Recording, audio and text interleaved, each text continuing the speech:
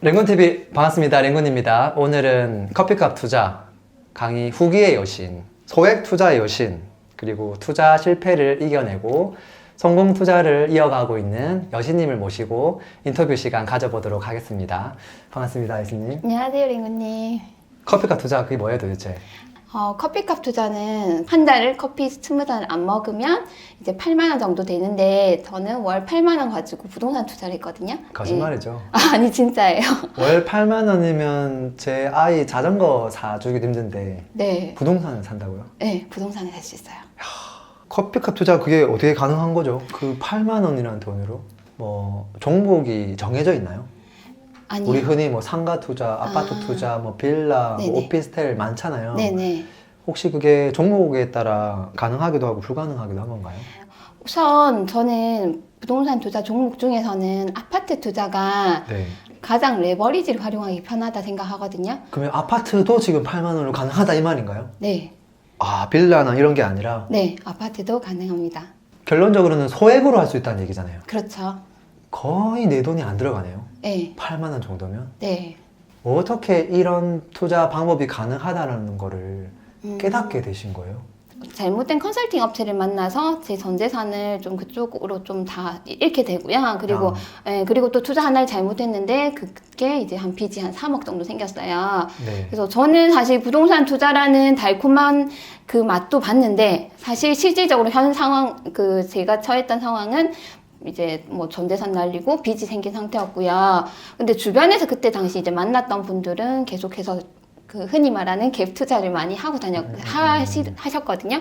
그래서 그 소액으로도 뭐 1,000만 원, 2,000만 원으로도 매매 전세 차이로서 투자하는 거를 옆에서 지켜보면서 아 나도 투자를 하고 싶다 항상 그런 생각은 했어요. 같이 뭐 임장도 가고 다른 아파트들 보고 왔는데 저는 돈이 없어서 계속 포기했는데 그때 봤던 아파트들도 계속 오르는 걸 보면서 이제 투자는 하고 싶다 이런 마음이 간절했고 그래서 나중에는 이제 안 되겠다 내가 지금 다시 이렇게 일어날 수 있는 방법은 투자밖에 없다 생각해서요.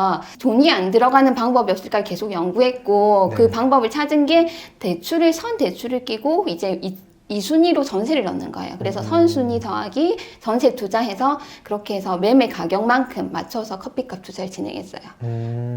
그러면은 커피값 투자라고 하는 것은 네. 일단은 정말 소액 중에서도 소액으로 할 수 있는 투자인데 네. 근데 이제 그것을 진행할 때 선대출을 조금 활용한 투자 방법이다, 그렇죠? 네네. 근데 그거를 고집했던 이유는 아마도 이제 돈이 없어서 네.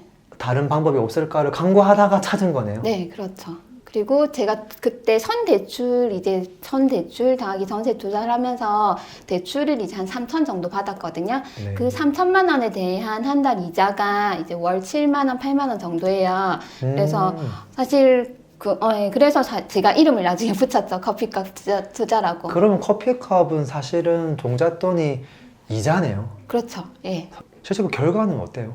결과는 제가 커피값 투자를 이제 2014년도에 처음 네. 했는데 한 3, 4년 이후에 첫 번째 매도하면서 시세 차익을 한 4천 정도 봤거든요. 그럼 수익률이 몇 프로죠?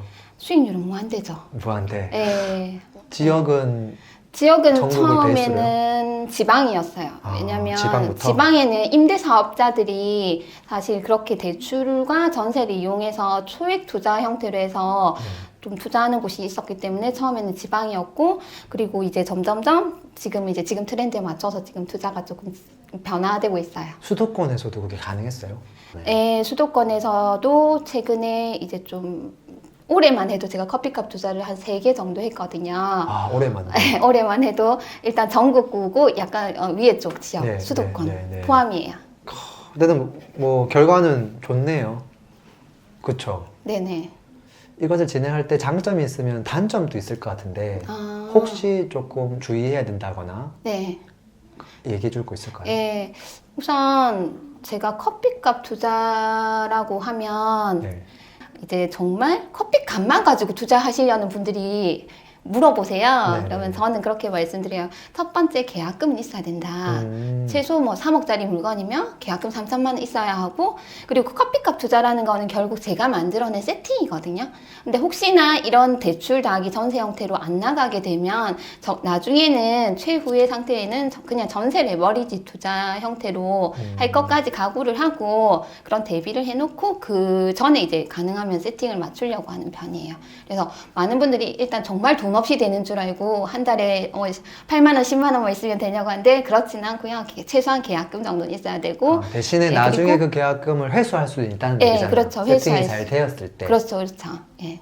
커피값 투자를 할 때 조금의 노하우 같은 거 좀 알려줄 수는 없어요? 네. 제가 사실 커피값 투자가 버전이 2개예요. 네네네. 처음에 커피값 투자는 이제 1억대 아파트에서 한 선대출을 한 3천만 원 정도를 하고, 그리고 2순위로 이제 전세를 넣었어요. 그래서 선대출 더하기 전세 금액이 거의 매매 가격과 동일하거나, 때로는 선대출 더하기 전세 금액이 매매 금액보다 남게 남거나. 만들었어요. 예, 남게 만들어서 그 남은 금액 가지고 그 커피값 이자도 냈어요. 이렇게 했었고, 지금 시즌2로 넘어와서는 아파트 매매 가격을 조금 올렸어요. 1억대에서? 예, 1억대에서 1억대 아파트가 요즘은 잘 안 오르는 거예요. 그렇기도 너무 하고. 오래되다 네. 보니까 맞아요. 오래됐거나 이제 저렴한 아파트라는 거는 실수요층이 좋아하지 않아요. 그래서 저는 트렌드에 맞게 조금 더 이제 아파트 매매 가격을 올리고, 매매 가격을 이제 2, 3억대로 올리다 보니까 대출 3천 가지고는 사실 3억대 아파트도 갭 3천이 쉽지가 않으니까 네. 네, 그래서 대출 3천은 안 되고 이제 대출 금액을 조금 더 키웠어요. 그래서 선대출 더하기 전세 형태로 해서 지금 2, 3억대 아파트를 진행하고요. 첫 번째 했던 시즌 1에서는 기금 대출이라고 해서 임대사업자들이 활용했던 대출을 했는데, 지금은 사실 그게 2019년부터 해서 막혔어요. 네. 그래서 저는 지금 다른 대출을 조금 이용하고 있어서 가격도 오르고 커피값도 올랐어요. 그래서 시즌 1 같은 경우는 임대사업자 네. 등록을 한 사업자에게 해주는 네. 대출 상품이 있었는데 네. 그 상품이 지금은 이제 막혀서 네네. 더 이상 진행할 수가 없다는 거죠. 네, 못해요. 그러면 이제 일반 다른 대출을 활용하겠네요. 그렇죠. 전세를 맞추려면 네. 선 대출이 있으면 애로사항이 약간 있겠다, 그렇죠? 그렇죠. 이거는 제가 실제 올해 투자했던 사례를 가지고 한번 투자 사례요? 말씀을 드리면 조금 더 이해가 쉬우실 건데요. 매매에 제가 한 2억 3,700 아파트가 있었고요. 네. 여기에 선 대출을 9,500만 원을 받았어요. 네, 많이 받았네요. 그리고 전세를 1억 5천에 놨어요. 중요한 거는 이게 보통 2억 3,700이면 시세가 2억 4천 정도 되는 아파트면 전세가 2억 정도였어요. 그렇죠. 예, 그래서 80%네, 전세까지. 예, 전세 매매 차액이 4천이니까 4천만 원 가지고 투자할 수 있는 아파트인데, 랭구님이 만약에 세입자인데 전세가 2억인데 대출이 있는 아파트인데 전세 1억 8천, 1억 9천입니다 하면 들어오시겠어요? 안 들어가죠. 안 들어가죠. 왜냐면 전세가 대출 없이 전세 나온 물건들이 많은데 그렇죠. 굳이 위험한 그렇죠. 그런 걸 선택할 필요가 없잖아요. 네, 그래서 세입자분들에게 더 좋은 조건을 제시하기 위해서 시세가 2억인데 저는 전세 1억 5천으로 놨어요. 그 정도면 메리트가 확 있다, 그렇죠? 그렇죠. 5천만 원이니까. 네. 지금 네. 커피값 투자 노하우에 대해서 지금 질문을 드렸고요. 네네. 그 노하우에 있어서 핵심 노하우는 대출 레버리지네요. 네, 그 그렇죠. 대출의 종류는 선순위 대출이고 네, 맞아요. 그때 임차인에게 확실하게 좋은 조건을 제시해서 네. 들어오게끔 하는 거잖아요. 그렇죠. 사실은 저도 그렇게 해서 임차를 들어간 적이 있거든요. 아. 신도시에 네. 전세 가격이 정말로 저렴한 네. 입주 시기에 네. 그때 반전세로 음. 대출이 가득 껴서 나온 집을 네. 임차료를 많이 깎아서 네. 들어간 적 저도 있었거든요. 맞죠. 저는 역으로 그걸 이용했던 사람이에요. 그렇죠. 예. 그렇게 해서 제 돈이 최소한으로 들어가게끔 한 다음에 그 돈을 가지고 저는 다시 레버리지를 일으켜서 다른 곳에 투자했었는데 네네. 어떻게 보면 상부상조하는 거라고 그렇죠. 볼 수도 있을 것 같아요. 네, 맞아요. 은행 입장에서는 대출 많이 해줘서 또 이자를 네. 또 받아가는 거고 그렇죠. 투자 입장에서는 레버리지를 극대화시키는 거고 네. 여기서 이제 조금 만약에 최악의 상황을 한번 상상해 보면 네. 최악. 대출을 일으켰는데 결국은 20만 원 넘는 그 이자를 감당할 수만 있으면 되잖아요. 네, 맞아요. 소득이 아예 없는 분들이 하면 좀 리스크가 있을 거고 네. 그 정도 감내할 수 있는 분들은 뭐 이자가 조금 올라가는 정도 그렇죠. 금리가 올라가서 네. 제가 대출을 이제 구체적으로 말씀은 안 드리는데 사실 한 달 이자가 20만 원보다 많이 나와요. 그리고 대출 이자 부분을 랭구님 말씀하신 것처럼 고정 비용으로 계속 나가거든요. 그렇죠. 여기서 사실 저는 커피값 투자보다 앞서는 거는 흐름 투자라 생각해요. 네. 만약에 제가 이렇게 한 달 이자가 뭐 30만 원, 40만 원 정도까지 생각해서 2년을 보유한다고 했을 때 이 집값이 하나도 안 오르면요. 손해네요. 네, 손해죠. 1년에 이자가 예를 들어 한 400 정도 네네. 되는데 2년 동안 하나도 안 올랐으면 2년간 이자는 800이죠. 그렇죠. 또 그럼- 보유세에다가 네, 뭐 보유세, 취득세에다가, 취득세 네. 하면은 사실 마이너스거든요. 그래서 사실 여기서 커피값 투자라고 했지만 이거는 집을 사기 위한 방법일 뿐이고요. 돈을 적게 들이기 위한 방법이고 그렇죠. 실제 핵심은 실제 핵심은 흐름 투자인 거죠. 흐름에 투자하는 말은 이 집값이 오를 수 있어야 된다는 얘기예요. 그렇죠. 오르는 투자를 하는 거죠.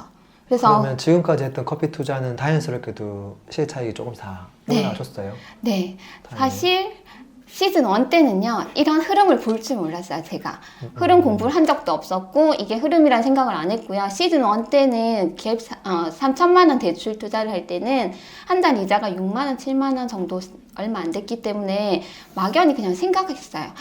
7만 원 정도면 1년이면은 뭐 다 해봐야 100만 원 정도 돈이고 10년이면은 1000만 원 정도잖아요. 그때는 이제 흐름에 대한 걸 볼 줄도 모르고 그러니까 단순한 생각에 분명히 어떤 이렇게 실거래가를 보더라도 10년 정도 지나서 1000만 원보다 오르지 않은 아파트는 없다. 그냥 그 개념으로 올 때까지 버티자. 그럼 이렇게 세팅했는데 네. 실패했던 적도 있어요? 실패 사례는 보통 이렇게 집을 돈이 안 들게 살 수 있다는 방법을 알면 사실 소액 투자라는 게 이게 혹하잖아요. 그렇죠. 네, 그러니까 오히려 물건을 파시는 소장님께서 이런 식으로 턴 대출 더하기 전세로 하면 투자금이 들지 않는다 해서 정말 못난이 물건을 주신 적이 있어요. 덜컥 네. 사버릴 수가 있겠네요. 예, 그냥 이렇게 이렇게 세팅이 되는 거야 하고 그렇게 샀는데 시세가 크게 오르지 않다 보니까 마음고생하고 있는 게 있는데 여전히 이자를 내면서 버티고는 있어요. 예. 야, 이렇게 진행할 때 부동산 소장님의 협조를 잘 이끌어내는 게 되게 중요하겠다, 그렇죠? 네, 맞아요. 소장님들의 협조가 많이 필요하고 소장님들의 이해가 필요하죠. 소장님하고 좀 친해지는 노하우 같은 거 좀 있어요? 소장님들은 집을 많이 사면 좋아하세요. 일단 매매를 하면 매매 수수료를 버시니까 네. 좋아하시고 이렇게 전세를 놓으면 전세 수수료도 버시니까 좋아하시고 보통 저는 그냥 이렇게 전세 매매 차익이 이렇게 한 4천만 원 있다면 제가 투자금이 4천만 원이라면 이 아파트를 하나를 사고 끝나잖아요. 네. 그런데 이런 경우는 제가 조금 더 살 수가 있으니까 2개, 3개 살 수가 있으니까 소장님에게 제가 투자를 조금 더 적극적으로 한다는 어필을 해서 예, 뭐 협조를 구한다든지. 사실 오늘 이제 여신님을 초대한 게 정말 소액으로 커피컵으로 투자할 수 있다고 하니까 네. 너무 신기해서 네, 제가 좀 초대를 했고요. 네. 그리고 아마도 이번 영상을 봐주시는 분들 같은 경우도 네, 사실 부동산 투자하고 싶은 마음이 있는데 돈이 없어서 못하는 경우가 많잖아요. 네. 근데 이런 이야기를 이제 막 지금 저희가 노하우도 알려드리고 했는데 네, 이게 되게 생각보다 무섭기도 하거든요. 맞아요. 선순위 대출이란 말도 너무 무섭고요. 또 나중에 역전세란 말도 무섭고 나중에 세입자를 못 구하면 어떡할까 그것도 무섭고 네, 그래서 아무리 노하우를 알려줘도 시작하는 게 쉽지는 않을 것 같아요. 네. 그리고 거기서 끝나는 게 아니라 투자 돈 벌기 위해서 저렇게까지 해야 돼? 라고 또 하는 분들도 저는 있을 것 같아요. 네. 근데 제가 그럼에도 불구하고 오늘 이제 이렇게 영상을 지금 찍고 있는 이유는 네, 사실 돈은 없지만 하고 싶은 사람들이 너무 많거든요. 근데 돈이 많으면야 리스크가 없는 방법으로 누구나 좋은 물건을 사면 되지만 맞아요. 그러지 못하는 상황이 있잖아요. 네. 그래서 그런 분들에게 또 하나의 방법일 수 있을 것 같아서 어느 정도 리스크는 있겠죠. 네. 그럼에도 불구하고 저는 그 이야기들을 저희 구독자분들에게 좀 해드리고 싶었어요. 대출 레버리지에 대한 노하우들 한번 좀 파헤쳐 볼까 싶어요. 네네. 사실 선대출도 뭔지 모르겠어요. 네, 그런 어려움들이 있었지만 네, 지금 다 극복을 한 거잖아요. 그렇죠. 네. 지금 극복을 한 상태의 해피엔딩이 나오는 키워드는 어떤 게 있는 거예요, 지금?